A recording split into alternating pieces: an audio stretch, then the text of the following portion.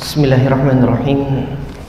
Innal hamdalillah nahmaduhu wa nasta'inuhu wa nastaghfiruh wa na'udzu billahi min shururi anfusina wa min sayyiati a'malina. May yahdihillahu fala mudilla lahu wa may yudlil fala hadiya lahu wa ashhadu an la ilaha illallah wahdahu la syarika lahu wa ashhadu anna Muhammadan 'abduhu wa rasuluh. Allahumma shalli wa sallim wa barik ala Muhammadin wa ala alihi wa ashabihi wa man ihtada bihadihi wastanna bisunnatihi ila yaumiddin, amma ba'd. Alhamdulillah, jamaah salat maghrib yang dirahmati oleh Allah Subhanahu wa taala, insyaallah melanjutkan kembali pembacaan kitab Bulughul Maram, yang insyaallah malam hari ini kita akan membaca hadis yang ke-11 dari bab sifatis shalah dalam kitab Shalah Bulughul Maram, yang mana hadis ke-11 ini adalah dasar dalil bagi pandangan yang menyatakan bahwasanya bismillahirrahmanirrahim di dalam sholat itu dibaca dengan nyaring atau diperdengarkan untuk sholat-sholat jahriyah. Sholat-sholat jahriyah itu yaitu sholat maghrib, isya, kemudian subuh, dan juga sholat Jumat. Untuk sholat-sholat ini terdapat khilaf sebagaimana sudah kami sampaikan pada pertemuan pekan yang lalu. Sebagian ulama berpendapat dilirihkan, sebagian ulama berpendapat dijaharkan atau dinyaringkan, dan sebagian ulama berpendapat tidak dibaca sama sekali. Jadi setidaknya 3 pendapat atau 3 pandangan yang umum berkenaan dengan masalah ini. Nah, dari 4 madhab yang memandang dijaharkan atau dinyaringkan bismillahnya pada salat-salat jahriyah adalah pendapatnya Al-Imam Syafi'i, dan ini menjadi kesepakatan di dalam madhab Syafi'iyah. Kemudian 2 madhab yang berpendapat dilirihkan yaitu madhab Al-Imam Abu Hanifah dan Al-Imam Ahmad ibn Hanbal. Adapun madhab Imam Malik berpendapat bahwasanya bismillahirrahmanirrahim itu tidak dibaca sama sekali di dalam salat, sebagaimana hujjah atau argumentasi yang sudah kami sampaikan pada pekan yang sebelumnya. Nah, malam hari ini kita akan membaca hadis yang menjadi dasar bagi pendapat yang menyatakan bismillahirrahmanirrahim itu dibaca dengan keras. Setelah sebelumnya hadis Anas bin Malik yang kita baca pada pekan lalu adalah dalil yang digunakan oleh para ulama yang berpendapat basmalah itu dilirihkan di dalam salat. Nah, Al-Hafidz Ibnu Hajar rahimahullah mengatakan wa an Nu'aimin al-Mujmir, Nu'aim ibn Abdullah al-Mujmir al-Madani. Beliau mengatakan shallaitu wara'a Abi Hurairah, aku salat di belakang Abu Hurairah radhiyallahu taala anhu. Faqara'a, Abu Hurairah membaca bismillahirrahmanirrahim, thumma qara'a, kemudian membaca bi ummil Quran, yaitu membaca ummul Quran yaitu Al-Fatihah, hatta idza balagha waladdallin, sampai ketika Abu Hurairah sampai pada bacaan waladdallin, qala amin, Abu Hurairah mengucapkan amin. Wa yaqulu kullama sajad wa idza qama minal julus Allahu akbar, kemudian di setiap kali sujud dan di setiap kali bangkit dari duduknya Abu Hurairah mengucapkan Allahu akbar. Tsumma yaqulu idza sallam, kemudian setelah mengucapkan salam Abu Hurairah menyampaikan kepada kami, walladzi nafsi biyadihi, demi zat yang mana jiwaku, diriku itu berada di dalam genggaman tangannya, inilah ashbahukum, sesungguhnya diriku adalah yang paling mirip di antara kalian, la ashbahukum salatan, aku adalah orang yang salatnya itu paling mirip bi Rasulillah, dengan salatnya Rasulullah sallallahu alaihi wasallam. Di antara kalian yang hadir pada saat itu di majelisnya Abu Hurairah, yaitu di murid yang dihadiri oleh murid-murid beliau pada saat itu, Abu Hurairah mengatakan akulah yang paling mirip salatnya itu dengan Rasulullah sallallahu alaihi wasallam. Ya, hal ini karena Abu Hurairah menyaksikan Rasulullah itu sholat langsung. Al-hadits rawahu An-Nasa'i. Hadis ini diriwayatkan oleh Al-Imam An-Nasa'i wa Ibnu Khuzaimah dan Al-Imam Ibnu Khuzaimah. Selain itu, para ulama yang lain juga meriwayatkan hadis ini, diantaranya Al-Imam Al-Hakim di dalam kitab beliau Al-Mustadrak ala Sahihain, kemudian juga Al-Imam Ibnul Jarud di dalam Muntaqanya, dan juga Al-Imam Ad-Daruqutni di dalam Sunannya. Jadi para ulama ini, Al-Imam Ibnu Khuzaimah, kemudian Al-Imam Al-Hakim, dan kemudian Al-Imam Ibnul Jarud serta Al-Imam Ad-Daruqutni mensahihkan hadis ini. Sehingga hadis ini adalah hadis yang sahih karena perawi-perawinya ini adalah perawi-perawi yang thiqah. Perawi yang meriwayatkan dari Nu'aim Al-Mujmir ini adalah Sa'id ibn Abi Hilal.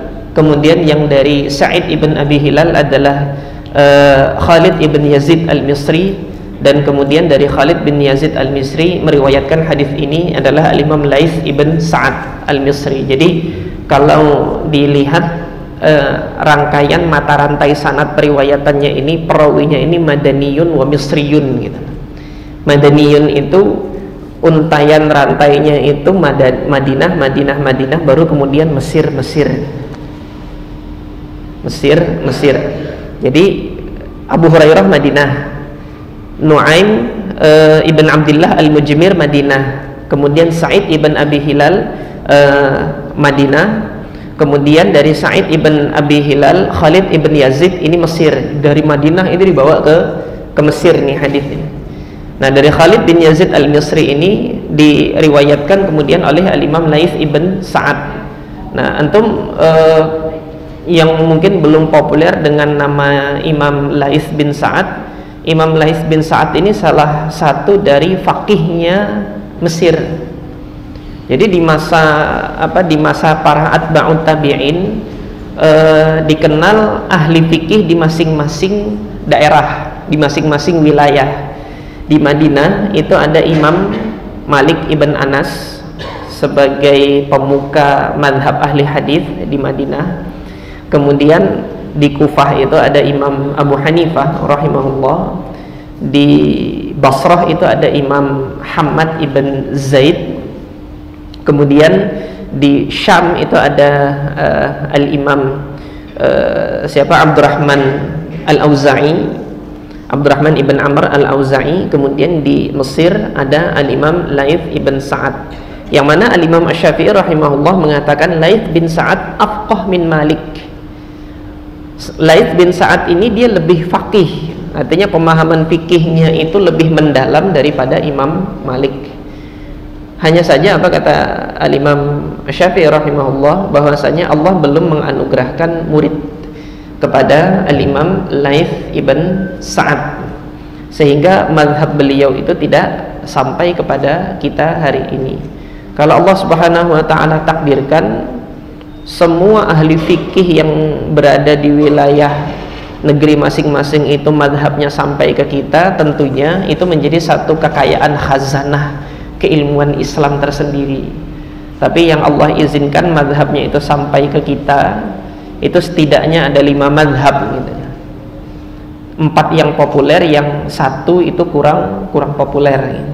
4 yang populer ini mazhabnya Imam Abu Hanifah, karena Allah anugerahkan banyak murid-muridnya yang meriwayatkan. Kemudian mazhab Imam Malik, ada banyak murid-muridnya yang meriwayatkan mazhab beliau. Kemudian Al-Imam Asy-Syafi'i rahimahullah, ada banyak pula murid-murid yang meriwayatkan darinya. Kemudian yang keempat Al-Imam Ahmad ibn Hanbal, mazhab Imam Ahmad bin Hanbal ini yang populer sampai hari ini. Namun ada yang kurang populer, yaitu mazhab Al-Zahiriyah, mazhabnya Imam Daud ibn Ali Al-Asfahani, yang mana Imam Daud ibn Ali Al-Asfahani ini pada awalnya beliau adalah murid madrasah Syafi'iyah. Jadi belajar kepada Rabi ibn Sulaiman Al-Muradi. Rabi bin Sulaiman Al-Muradi ini muridnya Imam Syafi'i di Mesir, yang melanjutkan pembelajaran fikih dengan metodenya Imam Syafi'i di Mesir. Nah, ketika beliau mempelajari karya-karyanya Al-Imam Asy-Syafi'i, Imam Syafi'i itu punya kitab namanya Ibtalu al-Istihsan, pembatalan hujah istihsan, sebagai bentuk sanggahan kritik terhadap metode fikihnya Imam Malik. Imam Malik ini berpegang dengan istihsan gitu kan dalam salah satu metode fikihnya. Nah, Imam Syafi'i mengemukakan dalil-dalil untuk meruntuhkan metodologi fikih dengan istihsan. Jadi disusunlah kitab namanya Ar-Raddu 'ala al-Istihsan gitu kan, bantahan atau kritik terhadap metode al-istihsan. Nah, dalil-dalil yang digunakan oleh Imam Syafi'i untuk menggugurkan hujah argumentasi istihsan itu ternyata cocok digunakan untuk merubuhkan argumentasi kias. Akhirnya oleh Imam Daud Ibn Ali Al-Asfahani, dalil-dalilnya Imam Syafi'i ini dijadikan untuk menggugurkan argumentasi kias, sehingga yang menjadi ciri khas dalam madhab Imam Daud Al-Zahiri ini adalah madhab ini tidak menggunakan kias di dalam di dalam metodologi fikih mereka. Nah, jadi seperti itu. Ini informasi mengenai para ulama terdahulu yang kaitannya dengan para fuqaha, yang sebagian dari fuqaha tersebut masuk dalam jalur periwayatan hadis ini, yaitu Imam Laits bin Sa'ad. Nah, dan Imam An-Nasa'i rahimahullah sebagai periwayat, salah satu perawinya hadis ini, beliau banyak mengambil hadis-hadis memang di Mesir. Sebagaimana juga Imam Muhammad ibn Khuzaimah itu banyak mengambil hadis-hadis di Mesir. Oleh sebab itu, hadis Nu'aim al-Mujmir ini karena dibawanya tadi oleh Khalid Ibn Yazid al-Misri ini dari Madinah dibawa ke Mesir, lebih banyak menyebar di Mesir. Dan antum bisa lihat Imam Syafi'i rahimahullahu ta'ala menempatkan penyebaran madhabnya itu, madrasahnya itu ketika di Mesir, sehingga ketika hadis ini beredar di Mesir, ini juga menjadi salah satu penguat bagi madhab Imam Syafi'i rahimahullah, bahwasanya Bismillah itu dibaca jahar di dalam sholat untuk sholat jahriyah. Nah, ini sekilas tentang takhrij hadisnya, atau di mana saja hadis ini diriwayatkan. Yang utama itu adalah di dalam Sunan An-Nasa'i dan di dalam Sahih Ibnu Khuzaimah, yang mana kedua perawi ini sebagaimana saya sampaikan tadi lebih banyak mengambil hadis-hadis di Mesir. Nah, sampai di sini jemaah sekalian yang dirahmati oleh Allah, hadis ini meskipun tadi disahihkan oleh sebagian ulama hadis, seperti diantaranya disahihkan oleh Imam Ibnu Khuzaimah, disahihkan pula oleh Imam Al-Hakim, kemudian disahihkan oleh Al-Imam Ibnul Jarud dalam Muntaqahnya, dan kemudian juga Al-Imam Ad-Daruqutni. Sebagian kalangan ada yang mengkritisi hadis ini, namun insyaallah biidznillah kritik terhadap sanad hadis ini saya pandang itu kurang kuat gitu loh. Karena di antara kritikan yang diberikan, mungkin celah yang bisa dijadikan untuk menggugurkan hadis ini adalah perawi yang meriwayatkan dari Nu'aim al-Mujmir, yaitu Sa'id bin Abi Hilal. Sa'id ibn Abi Hilal ini terdapat keterangan dari Imam Zakaria As-Saji rahimahullah, salah seorang ahli fikih di Basrah, yang menghikayatkan, menceritakan bahwasanya Imam Ahmad rahimahullah itu menilai Sa'id ibn Abi Hilal ini ikhtalat, atau ada perubahan kualitas hafalannya sehingga tercampur riwayatnya itu di fase kehidupannya yang akhir. Dia ada terjadi ikhtilat, ketercampuran riwayat karena menurunnya kualitas hafalannya di usia yang lebih lanjut. Namun setelah saya coba menelusuri, ucapannya Imam Ahmad ibn Hanbal ini disangsikan atau diragukan, atau saya pribadi meragukan Imam Ahmad pernah menilai dengan penilaian yang seperti ini gitu. Kenapa kok demikian? Karena sumber yang menukilkan itu adalah Al-Imam Zakaria As-Saji. Al-Imam Zakaria As-Saji ini ketika menukilkan ucapan Imam Ahmad ibn Hanbal, tidak langsung meriwayatkannya dari Imam Ahmad, langsung mengatakan haddatsani Ahmad atau sami'tu Ahmad ibn Hanbal gitu. Jadi tidak menggunakan redaksi periwayatan ketika menukilkan penilaiannya Imam Ahmad bin Hanbal ini. Ini yang pertama. Kemudian yang kedua, Imam Zakaria As-Saji ini berada di Basrah, sementara Imam Ahmad ibn Hanbal itu berada di Baghdad. Dan oleh Al-Hafidz Ibnu Hajar, oleh Al-Hafidz Az-Zahabi dalam kitab Siyar A'lam Nubala, Zakaria As-Saji ini belum pernah diketahui beliau itu keluar dari Basrah untuk mengambil hadis di luar Basrah ini. Sehingga dalam hal ini kecil kemungkinan Imam Zakaria As-Saji itu pernah bertatap muka dengan Imam Ahmad bin Hanbal, kecil kemungkinan. Nanti bagi antum yang dapat keterangan dari sumber literatur mana gitu kan, oh pernah Ustadz Zakaria As-Saji ketemu dengan Imam Ahmad bin Hanbal, tolong informasikan ke saya. Jadi sejauh yang saya telusuri belum pernah gitu loh. Sejauh yang saya telusuri berdasarkan keterbatasan literatur yang saya miliki, Zakaria As-Saji ini tidak mengambil langsung dari Imam Ahmad bin Hanbal mengenai penilaian terhadap Sa'id ibn Abi Hilal ini. Nah kemudian juga ketika kita melihat periodisasi zaman masa hidupnya Imam Zakaria As-Saji ini, jadi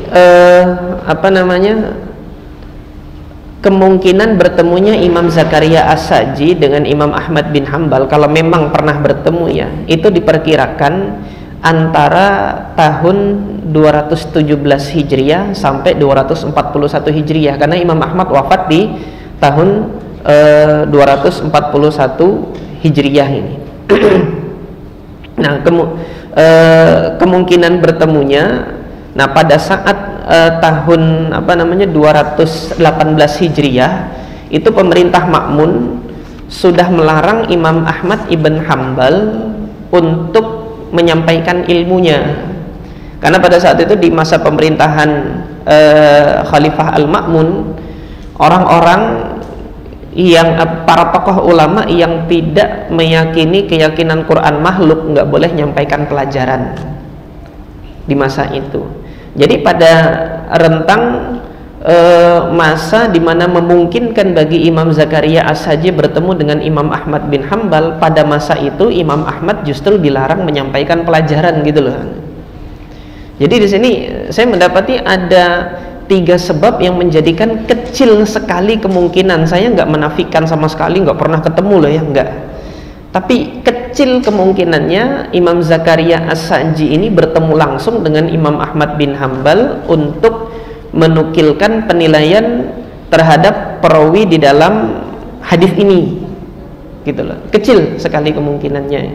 3 kemungkinan itu tadi anunya, yaitu Imam Zakaria As-Saji mengatakan dengan redaksi hikayat, artinya tidak mengatakan sami'tu Ahmad bin Hanbal, dia tidak mengatakan aku mendengar Imam Ahmad bin Hanbal langsung, tidak. Kemudian yang kedua, Imam Zakaria As-Saji ini dalam tarikh atau latar belakang sejarah diri beliau menuntut ilmu ini belum diketahui beliau keluar dari kota Basrah, sementara Imam Ahmad berada di Baghdad. Dan yang ketiga, kalaupun sempat untuk keluar ke Baghdad di masa tersebut, di masanya Imam Zakaria As-Saji itu menuntut ilmu, itu adalah masa di mana Imam Ahmad bin Hanbal tidak boleh menyampaikan ilmu oleh pemerintah Al-Ma'mun. Ini yang menjadikan kecil kemungkinan, sehingga vonis atau penilaian bahwasanya Sa'id ibn Abi Hilal, perawi dari Nu'aim al-Munjibir ini, kalau dikatakan ikhtilat, ini masih belum valid atau masih disangsikan, masih diragukan.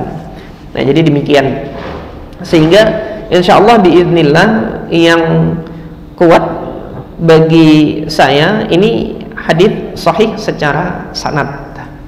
Hanya saja nanti secara argumentasi di sini baru ada konfrontasi argumentasi tentang pemahaman diambilnya kesimpulan di hadis ini. Jadi para ulama yang berpendapat bahwasanya Bismillahirrahmanirrahim itu dibaca jahar, berhujjah dengan hadis ini karena dalam hadis ini Nu'aim al-Mujmir mengatakan faqara'a, Abu Hurairah membaca Bismillahirrahmanirrahim, thumma qara'a, kemudian membaca Ummul Quran yaitu Al-Fatihah. Nah, oleh pendapat yang menyatakan Bismillah itu dibaca lirih, kalimat redaksi membaca itu tidak serta-merta menunjukkan bacaannya itu keras, bisa saja bacaannya itu lirih, gitu loh. Jadi masih ada apa? Adu argumentasi. Karena hadis ini juga belum tegas menyatakan bahwasanya Bismillah itu dibaca dengan keras, dibaca dengan nyaring atau diperdengarkan kepada makmum di belakang. Tapi hadis ini sebatas mengabarkan Abu Hurairah membaca. Nah, sekarang apakah membacanya itu dengan suara yang didengar oleh makmum atau membacanya itu dengan suara yang lirih? Hadis ini tidak ada keterangan lebih lanjut lagi, gitu loh. Namun secara zahir di sini jemaah sekalian yang dirahmati oleh Allah, secara zahir kalau bacaannya Abu Hurairah terhadap Bismillahirrahmanirrahim itu dimaknai dan ditafsirkan dengan bacaan yang lirih, harusnya juga bacaannya terhadap Ummul Quran juga ditafsirkan dan dimaknai dengan bacaan yang lirih juga, gitu kan, karena satu paket. Karena dalam redaksi hadis ini Nu'aim al-Mujmir mengabarkan Abu Hurairah membaca Bismillah kemudian membaca Ummul Quran.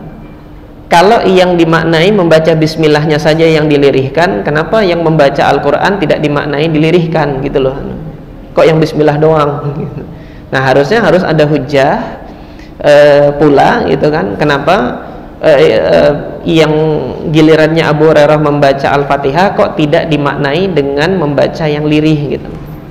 Padahal di sini Nu'aim al-Mujmir tidak membeda-bedakan antara membaca basmalah maupun membaca Ummul Quran. Ini salah satu di antara perdebatan atau adu argumentasi untuk kesimpulan hadis ini. Namun secara zahir hadis ini menunjukkan Abu Hurairah itu membaca dengan nyaring atau diperdengarkan kepada makmum yang berada di belakang. Adapun Nu'aim ibn Abdullah al-Mujmir sendiri yang menyaksikan Abu Hurairah membaca Bismillahirrahmanirrahim kemudian membaca Ummul Quran, beliau ini adalah salah seorang tabi'in di Madinah yang thiqah. Nah, jadi pada kesempatan ini Nu'aim al-Mujmir ini beliau ini bermulazamah kepada Abu Hurairah itu selama 20 tahun.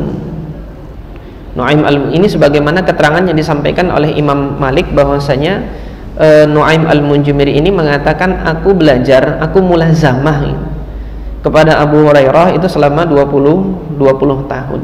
Artinya rentang tahun belajarnya 20 tahun. Itu rentang tahun yang cukup lama bagi seorang penuntut ilmu sehingga tahu persis bagaimana Abu Hurairah itu sholat, gitu.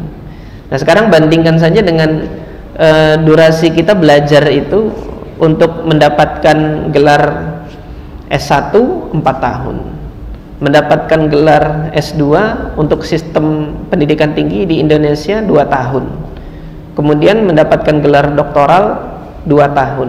Artinya untuk bisa jadi doktor, jenjang yang dilewati dari S1, S2, S3 itu kan 4 tambah 2 tambah 2 8. Masih kurang lama dari menuntut ilmunya Nu'aim al-Mujmir.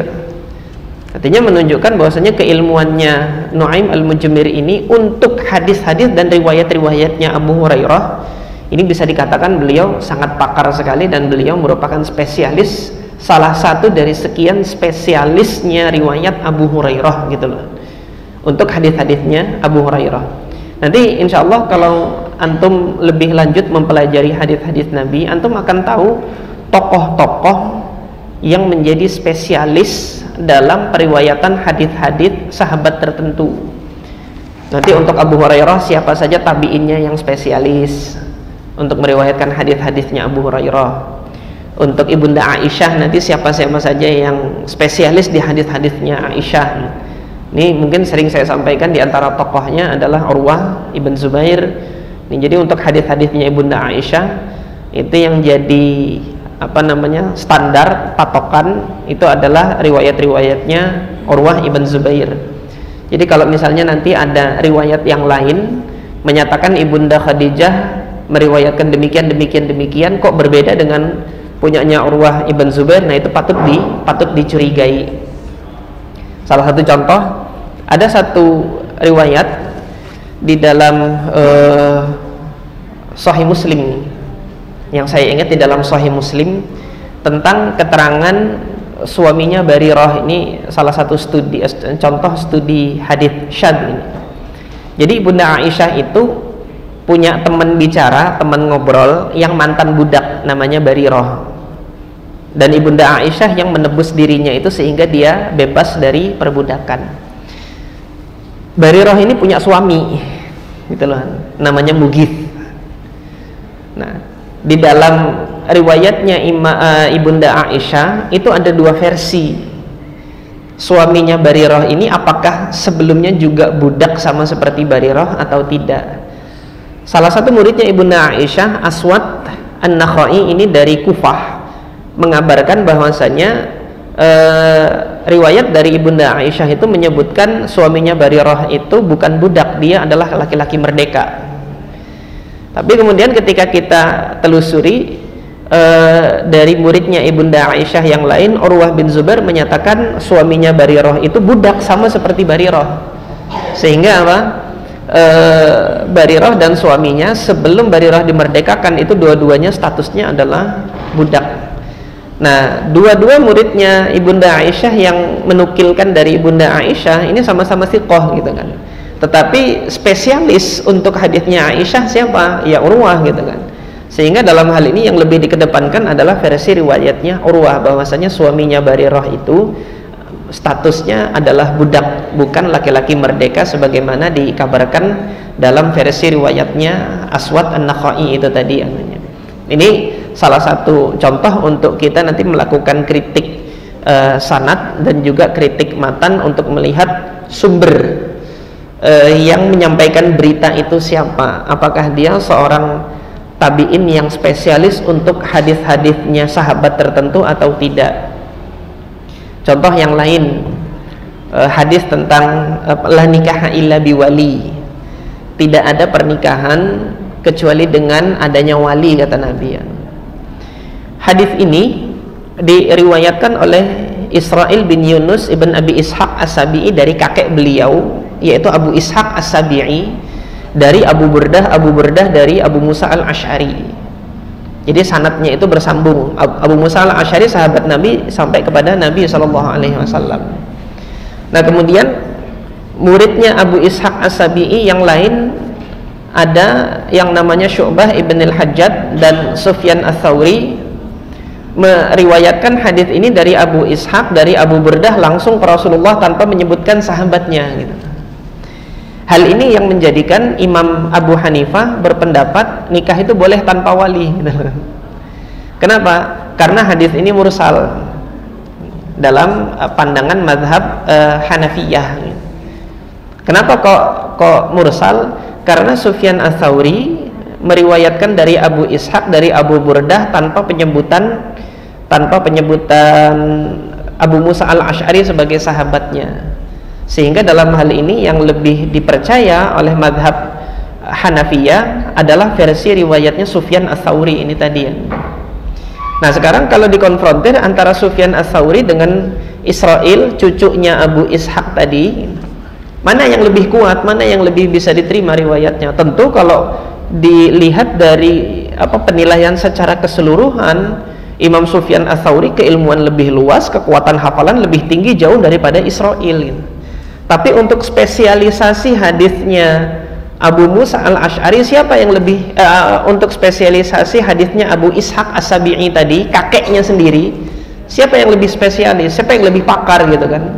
Nah, dalam hal ini Israil lebih pakar untuk hadis kakeknya sendiri dibandingkan murid-murid yang lain, meskipun secara keseluruhan Sufyan Ats-Tsauri ini lebih kuat, lebih handal gitu kan, keilmuan hadisnya dibandingkan dengan Israil. Nah, dalam hal ini, dalam studi hadis itu penting diketahui siapa sih murid yang spesial untuk periwayatan perawi-perawi tertentu. Nah, jadi ketika kita kembali kepada Nu'aim al-Munjibir ini, Nu'aim al-Munjibir adalah salah satu dari muridnya Abu Hurairah yang spesialis untuk riwayat-riwayatnya Abu Hurairah radhiyallahu taala anhu. Nah, sampai di sini jemaah sekalian yang dirahmati oleh Allah, tadi kesimpulannya hadis ini sahih secara sanad, namun kemudian secara argumentasi itu belum cukup tegas menyatakan bahwasanya Bismillahirrahmanirrahim itu dibaca dengan nyaring. Namun yang zahir, yang nampak di sini terlihat Abu Hurairah itu mengeraskan bacaan Bismillahirrahmanirrahimnya untuk salat-salat jahriyah.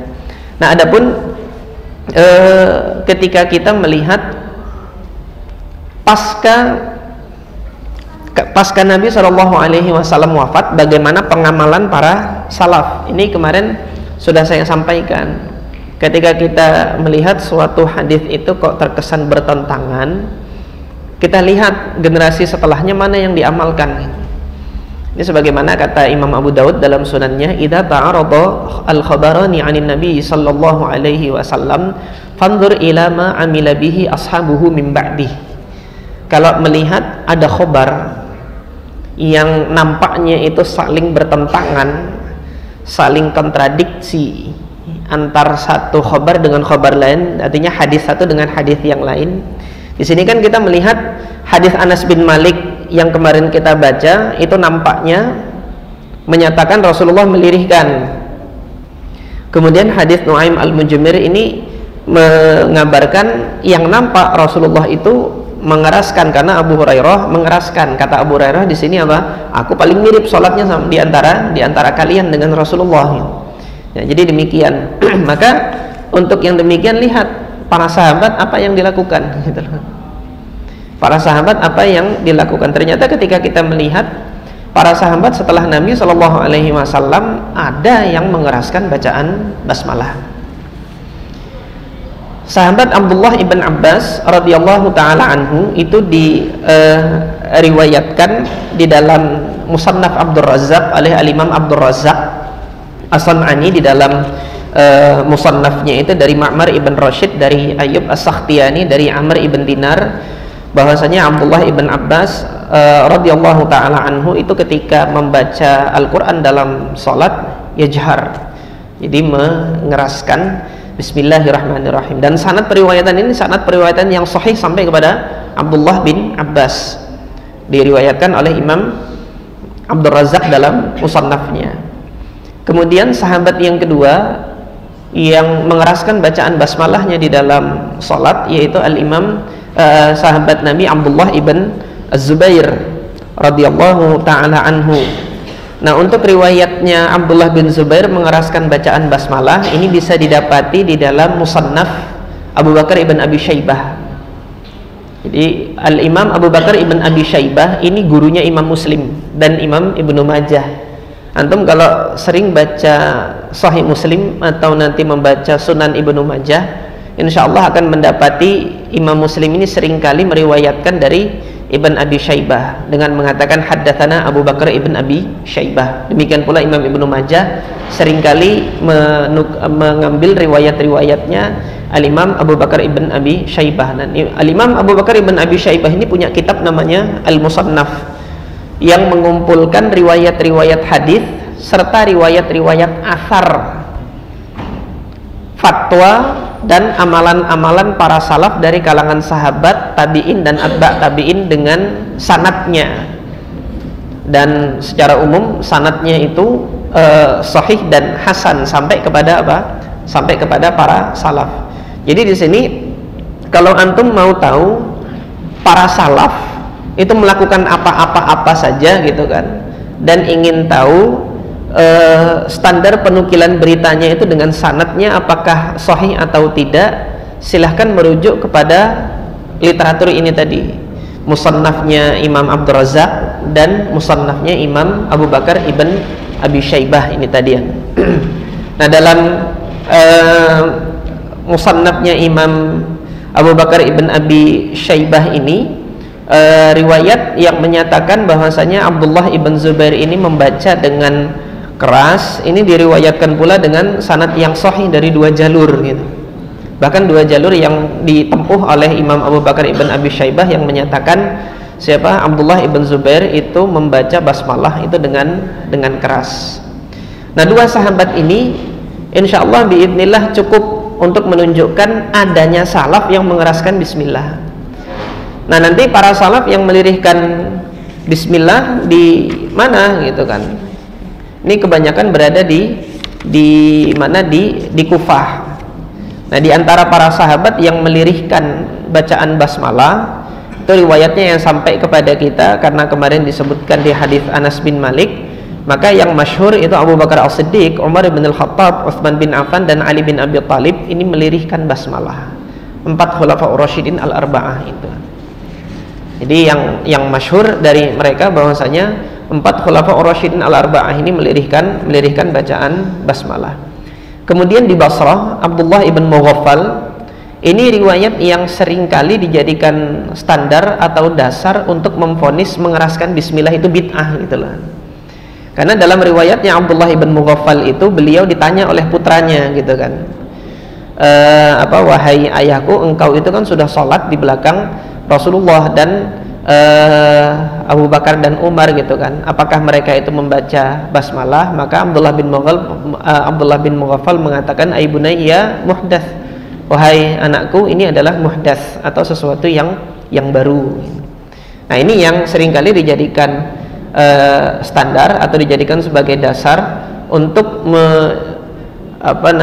menilai menjaharkan bismillah itu dianggap sebagai perbuatan yang muhdats atau yang baru atau bid'ah gitu. Nah, kalaupun ini benar gitu kan, ini adalah pandangannya Abdullah bin Mughaffal gitu kan. Nah, Abdullah bin Mughaffal seorang sahabat, ketika beliau berijtihad demikian, maka ini ijtihad beliau gitu. Adapun sahabat yang lain punya ijtihad yang berbeda, yaitu Abdullah ibn Abbas, dia ijtihadnya berbeda, dan Abdullah bin Abbas juga Abdullah bin Zubair itu mengeraskan bacaan basmalahnya. Ini ijtihad beliau di Mekah. Nah, nanti antum akan dapati itu kan secara geografis gitu. Para sahabat yang berada di Irak ini lebih banyak melirihkan bismillahnya. Para sahabat yang ada di Hijaz, yaitu di Mekah dan kemudian di Madinah. Nah, di Madinah nanti ada yang mengeraskan basmalah, yaitu Abu Hurairah ini. Riwayatnya sampai kepada Abu Hurairah radhiyallahu taala anhu, beliau mengeraskan basmalah. Kemudian juga Abdullah ibn Umar radhiyallahu taala anhu. Ayahnya tadi Umar bin Khattab melirihkan, tapi putranya Abdullah bin Umar mengeraskan bacaan basmalah di Madinah. Hal ini menunjukkan bahwasanya ada sahabat yang mengeraskan bacaan basmalah, ada sahabat yang melirihkan bacaan basmalah. Beranjak ke generasi setelahnya lagi, generasi tabi'in. Apakah berhenti di generasi sahabat saja? Enggak, berlanjut ke generasi tabi'in. Tentunya nanti para tabi'in yang mengeraskan basmalah, kebanyakan mereka tabi'in yang di Mekah, yaitu murid-muridnya Abdullah bin Abbas. Siapa saja? Al-Imam Sa'id bin Jubair. Ini sampai riwayatnya kepada beliau Sa'id ibn Jubair bahwasanya beliau mengeraskan basmalahnya. Ini riwayatnya juga bisa dilihat di dalam Musannaf Abdul Razzaq bahwasanya Sa'id bin Jubair ini muridnya Abdullah bin Abbas mengeraskan bacaan basmalah. Kemudian muridnya Abdullah bin Abbas yang lain yang juga mengeraskan bacaan basmalah adalah Al-Imam Mujahid bin Jabr. Antum yang pernah studi tafsir mungkin nggak akan asing dengan nama-nama ini, karena Abdullah bin Abbas itu selain ahli fikih, beliau juga banyak dinukilkan pendapat tafsirnya, penafsirannya. Nah, penafsiran Abdullah bin Abbas ini banyak diriwayatkan oleh 4 murid utamanya Abdullah bin Abbas, yaitu Ikrimah maula bin Abbas, Sa'id bin Jubair, kemudian Mujahid bin Jabr dan Atha ibn Abi Rabah. Ini 4 murid utamanya Abdullah bin Abbas yang seringkali meriwayatkan penafsirannya Abdullah bin Abbas. Nah, untuk perkara Bismillahirrahmanirrahim ini yang kami dapati muridnya Abdullah bin Abbas yang berpendapat Bismillah itu dibaca dengan keras adalah Atha ibn Abi Rabah, kemudian Mujahid ibn Jabir, dan kemudian Sa'id bin Jubair. Jadi bedain ya, Abdullah ibn Zubair pakai zai, dengan Sa'id bin Jubair itu pakai jim. Sa'id bin Jubair ini tabi'in, muridnya Abdullah bin Abbas. Tapi Abdullah ibn Zubair ini sahabat Nabi, putra dari Zubair ibn Awam, pakainya zai. Jadi jangan sampai nanti dianggap sama dua tokoh ini dua tokoh yang berbeda. Nah, jadi demikian. Nah, adapun di Madinah yang mengeraskan bacaan basmalah itu gurunya Imam Malik, Al-Imam Muhammad ibn Muslim ibn Shihab Az-Zuhri. Nah, kenapa kok kemudian Imam Muhammad bin Muslim ibn Shihab Az-Zuhri mengeraskan basmalah, tapi Imam Malik malah tidak membaca basmalah sama sekali? Nah, dalam hal ini ya sebagaimana kami ungkapkan kemarin, Imam Malik itu mendapati dalil yang kuat bahwasanya bismillah tidak dibaca di dalam sholat gitu, yaitu hadis Ala ibn Abdurrahman dari ayahnya dari Abu Hurairah, di mana ketika Allah Subhanahu wa taala sendiri yang mengatakan dalam hadis qudsinya itu, Al-Fatihah itu aku bagi dua antara diriku dengan hambaku. Jadi Allah sebutkan itu awal dari Al-Fatihah bukan Bismillahirrahmanirrahim, melainkan Alhamdulillahirabbil alamin, sehingga ini menjadikan hujjah bagi Imam Malik bahwasanya bismillah ini tidak dibaca sama sekali di dalam sholat dan memang bukan bagian dari Al-Fatihah. Tapi berkenaan dengan masalah ini sudah kami jelaskan kemarin bahwasanya perbedaan ini adalah perbedaan qiraat sebagaimana diungkapkan Imam Ibnul Jazari. Dua-duanya adalah benar. Bismillah itu ayat dalam Al-Fatihah, dan Al-Fatihah yang tanpa Bismillahirrahmanirrahim itu juga adalah qiraat yang benar. Nah, ini sebagian dari apa? Para salaf yang mengeraskan bacaan basmalah. Kemudian dari Atha ibn Abi Rabah ini dilanjutkan pendapatnya ini kepada Al-Imam Abdul Malik ibn Abdul Aziz ibn Juraij, sighar tabi'in yang berada di Mekah. Kemudian Imam Abdul Malik ibn Abdul Aziz ibn Juraij ini adalah guru dari senior atba'ut tabi'in yang di Mekah. Di antaranya Al-Imam Sufyan ibn Uyainah, kemudian Al-Imam gurunya Imam Syafi'i itu siapa satunya itu? Lupa saya, guru fikihnya Imam Syafi'i di Mekah. Allah musta'an, saya lupa namanya beliau. Yang saya ingat adalah Al-Imam Sufyan ibn Uyainah. Ini salah satu gurunya Imam Syafi'i, sehingga tidak heran kita melihat Imam Syafi'i berpendapat bahwasanya apa? Bismillahirrahmanirrahim itu dibaca dengan keras. Nah, nanti para salaf yang berada di mana Kufah dan Basrah itu lebih banyak berpendapat bahwasanya bismillah itu dibaca lirih. Nah, di antara para salaf yang saya dapati berada di Kufah dan Basrah yang berpendapat bahwasanya basmalah itu dibaca lirih, dari kalangan tabi'in adalah Al-Imam Muhammad ibn Sirin, beliau ahli fikihnya di Basrah. Kemudian Al-Imam Al-Hasan Al-Basri, dan kemudian Al-Imam Abu Wa'il Syaqiq ibn Salamah. Ini ahli fikihnya Basrah yang menyatakan bahwasanya bismillah itu dibaca lirih.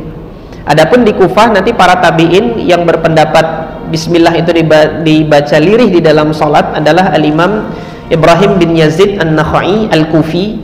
Beliau adalah seorang ulama di Kufah. Kemudian Al-Imam Hakam ibn Utaibah dan Al-Imam Hamad ibn Abi Sulaiman Al-Kufi.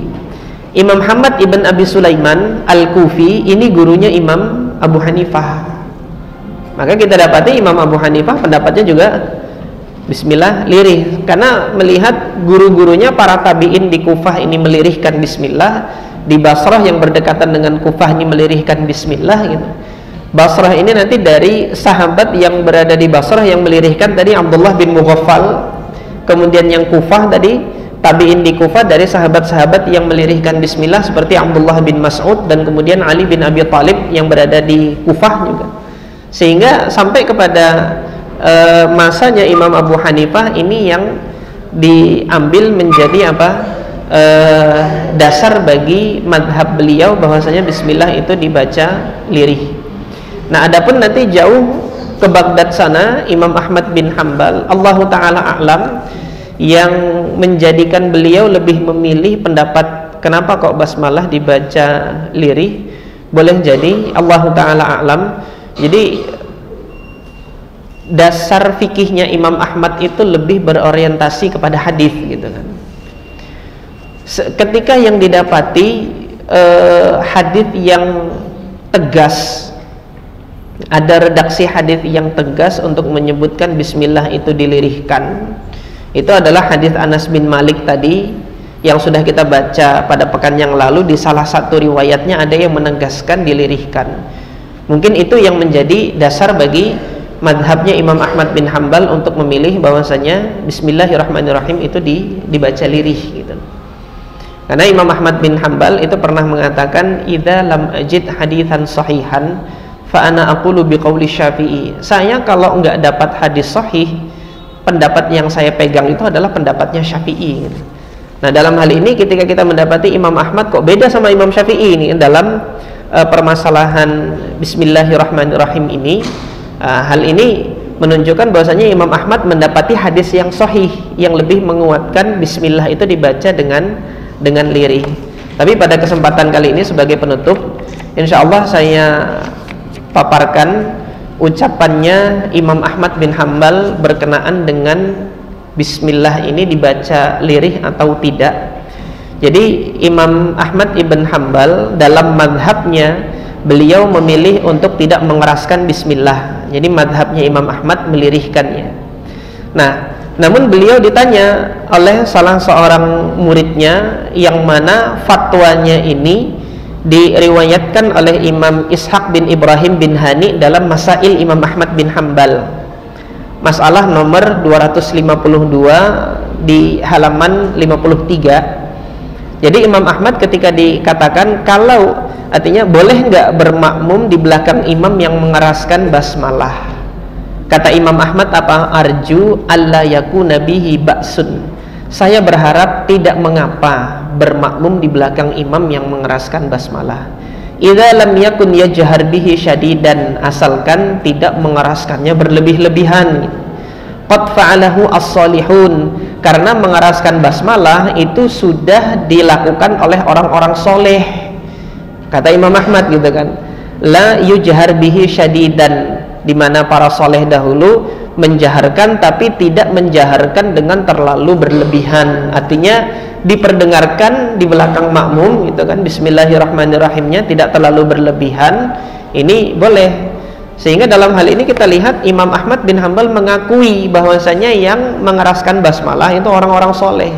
Maka dalam hal ini jamaah sekalian yang dirahmati oleh Allah, tidak patut permasalahan mengeraskan atau tidak mengeraskan basmalah ini dijadikan sebagai standar untuk menilai kaum muslimin yang lain itu berada di atas sunnah atau berada di atas bid'ah hanya dengan membedakan dia bismillahnya itu dijaharkankah atau tidak gitu loh.